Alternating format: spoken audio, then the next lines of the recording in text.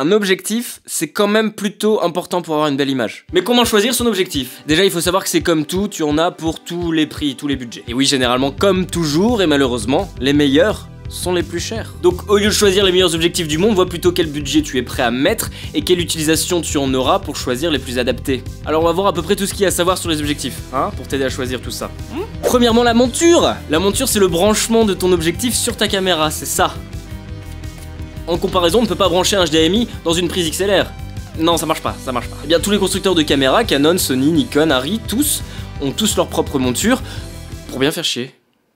Voilà, pour te... Comme ça, rien n'est compatible. Cool. Donc tu l'as compris, il vaut mieux acheter un objectif qui a la même monture que ta caméra, que ça soit compatible. Tu puisses le mettre dessus, sinon ça sert à rien. En monture, tu as par exemple le Canon EF, le Canon EFS, le Nikon F, le Sony E, le Arri PL... Voilà, il y en a plein, il y en a tout plein. Attention, les montures peuvent aussi correspondre à une taille de capteur.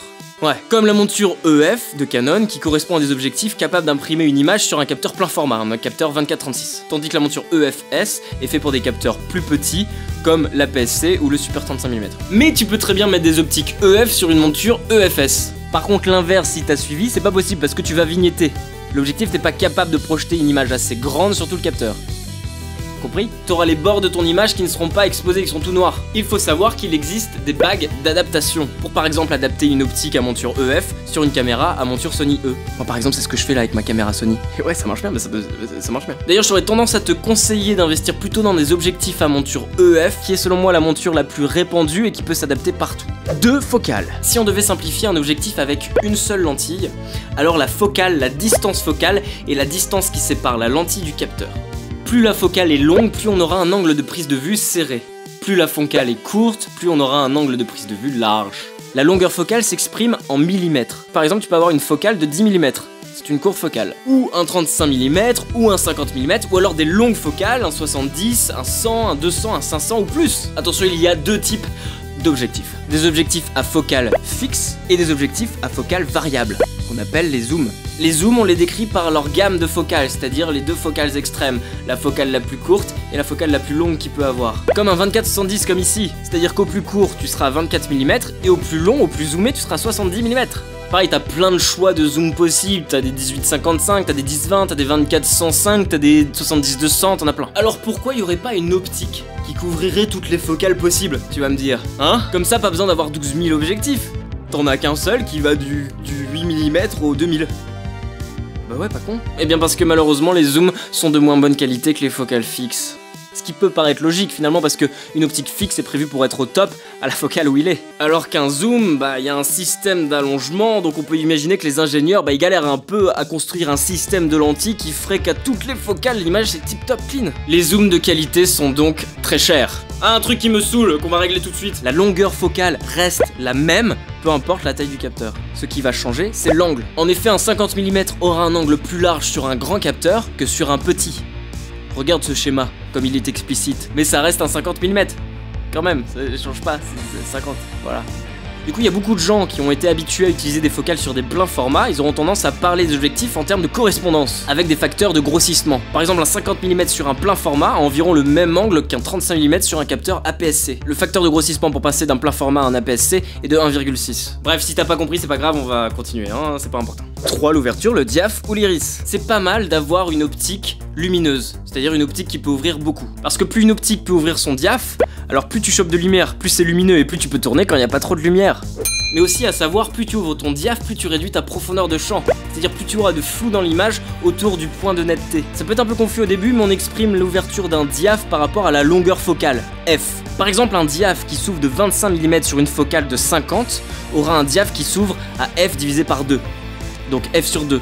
Et bah nous on dira le diaph est ouvert à 2. Ça veut dire que plus le chiffre est petit, plus l'ouverture est grande. Par exemple, 2,8 c'est plus ouvert que 11. D'ailleurs on considère, enfin je considère que les optiques qui commencent à ouvrir beaucoup c'est à partir de 2,8. Si ton objectif ouvre max à 5,6, c'est pas ouf. Parce que t'auras pas beaucoup le choix de l'ouverture en fait, pour jouer avec la profondeur de champ. C'est vraiment à partir de 2,8 où tu commences vraiment à avoir une profondeur de champ cassée avec beaucoup de flou. Et en plus ton objectif n'est pas très lumineux. sera pas passe-partout. Si ton objectif est un zoom, essaye d'avoir un objectif avec un diaph à ouverture constante. Ça veut dire que peu importe si ton objectif est zoomé à fond ou dézoomé à fond, et bah tu auras la même valeur d'ouverture de diaph. Malheureusement, les objectifs bas de gamme ne proposent pas une ouverture constante de leur diaph. Tu verras alors apparaître dans les caractéristiques du zoom les deux valeurs de diaph, celle qui correspond à la focale la plus courte et celle qui correspond à la focale la plus longue. Et ça veut dire que plus tu zoomes, bah plus ton diaph est fermé et moins t'es lumineux, et c'est chiant. C'est pénible. Attention, si tu utilises une bague d'adaptation pour ta monture, vérifie bien qu'elle transmet électroniquement l'ouverture du diaph. Sinon t'auras un diaph qui sera toujours bloqué à la même valeur, et bah tu seras dans la merde. T'as aussi des bagues d'adaptation qui rajoutent une bague de diaph dessus. Il faut savoir aussi que t'as des objectifs ciné ou des vieux objectifs qui ont une bague directement de diaph dessus. Ça veut dire que le diaph n'est pas contrôlé électroniquement par ta caméra, mais physiquement par cette bague. 4. La distance minimum de mise au point. En gros, quelle est la distance minimale à laquelle tu peux être net? Des fois, tu peux te dire, tiens, je vais prendre ma longue focale pour faire un très gros plan, sauf que comme la distance minimale de mise au point, elle est peut-être de 1m50 ou 2 mètres, et bien ok, tu seras serré, mais tu seras flou, tu pourras pas faire le point. Chier. Donc faut vérifier ça si tu cherches à faire des gros plans comme ça. Il existe des objectifs spécialisés dans les mises au point très proches qu'on appelle les objectifs macro, ou alors des objectifs qui ont un mode macro et donc qui ont un petit interrupteur qui permet de faire basculer ta gamme de mise au point plus proche. Tu peux aussi même avoir des bagues à longe qui vont écarter ton objectif de ton capteur, ça va réduire la distance minimale de mise au point. Hé c'est bon à savoir ça petit filou. Qu'est-ce que tu cherches à filmer d'aussi près comme ça? Hein? 5. Le piqué. Le piqué, c'est la netteté, la précision, la finesse que va rendre ton objectif. Généralement, il y a plus de netteté au centre de l'image que sur les bords. Oula, mais attends, ça veut dire qu'il faudrait qu'on commence à comparer tous les objectifs, voir lequel a le meilleur piqué. Ah, c'est pas possible, en plus, il n'y a aucun site qui fait ça. Bah si, justement, il y a des sites comme DxOMark, bon, il y en a d'autres, qui permettent de comparer le piqué suivant la focale, l'ouverture du diaph. C'est pas mal bien fait. 6. Le vignettage. Le vignettage, c'est quand un objectif assombrit les bords de l'image. Donc un bon objectif a normalement un vignettage le plus faible possible. Hein, pour que la luminosité soit la même pareil partout. Tu peux comparer ça aussi sur des sites en ligne comme DxOMark. Un truc intéressant à savoir, si tes objectifs sont de la même marque que ta caméra ou ton appareil photo, et bah il peut reconnaître l'objectif que tu mets dessus et savoir comment compenser le vignettage pour pas qu'il y en ait, numériquement. Il va rééclaircir les zones sombres. Mais ça peut très bien être un choix de prendre une optique qui vignette, pour le style. Comme disait l'American. Mais comme il est très facile aujourd'hui de pouvoir le rajouter en post-production, et bah autant se laisser le choix de le jauger précisément nous-mêmes au montage. 7. La distorsion. Oui, les optiques tordent l'image en la gonflant ou en la creusant. Par exemple, un grand angle comme celui-là va gonfler l'image. C'est-à-dire que les lignes et les perspectives ne vont pas être droites et vont être un peu tordues, arrondies. Une longue focale fera l'effet inverse. Ça va rentrer l'image. C'est un peu bizarre, un peu chelou, mais ça se voit moins. Et tout ça, heureusement, ça se mesure et ça peut se comparer en ligne sur des sites comme, encore une fois, DxOMark, ou alors DP Review, ou alors TheDigitalPicture.com. 8. Les aberrations chromatiques. En bordure d'image, les optiques ont tendance à faire ce qu'on appelle les aberrations chromatiques, c'est-à-dire qu'ils vont décaler les couleurs, et généralement, c'est la couleur rouge et bleue qui se décale. Une bonne optique n'aura donc pas ou très peu d'aberrations chromatiques. Cette aberration peut varier suivant l'ouverture du diaph. Plus tu ouvres ton diaph, plus t'en as. Mais attention, si tu le fermes beaucoup aussi, tu vas avoir une autre aberration qui est la diffraction. Donc vaut mieux rester dans des diaphs qui vont de 2.8 à 8 ou 11 max, je pense. Pas plus, en vrai je sais pas. Pareil, les sites que je viens de citer avant t'aideront à comparer les objectifs et voir si celui que tu veux, eh ben il chie pas trop ses couleurs. Mais ça peut aussi être un choix de choisir un objectif qui a une aberration chromatique. Mais pareil, ce genre d'effets peuvent se tricher et se rajouter en post-prod. 9. Les flares. Quand une source de lumière vient taper en direct l'objectif, on a ce qu'on appelle un flare. Ou une lumière parasite. Eh bien on peut très bien aussi choisir ses objectifs suivant la forme et la beauté des flares qu'ils produisent. Et pour ça tu peux aussi comparer en ligne, t'as le site de TheDigitalPicture.com qui permet de comparer, même si je trouve que les photos ne sont pas très révélatrices. La beauté de ton flare va dépendre du nombre de lentilles qu'il y a dans ton objectif, des traitements sur les lentilles qu'il y a à l'intérieur, la forme de ton diaph, plein de trucs, en vrai j'en sais rien.